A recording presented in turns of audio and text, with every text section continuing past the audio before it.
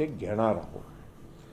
आता हे बाहेरचे सगळे लोक, कोणी तेलंगणाचा वार आहे तो म्हणतोय की अमुक कसं बनलं पाहिजे.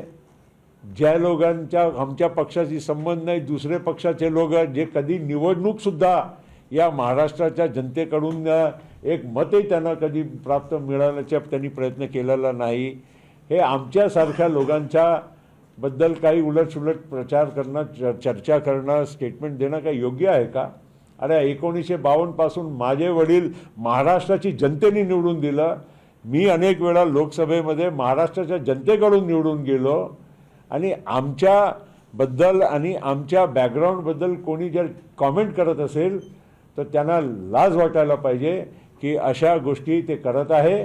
मी महाराष्ट्राचा एक जनप्रतिनिधी म्हणून आज तुमच्या समोर इथे बसलेलो.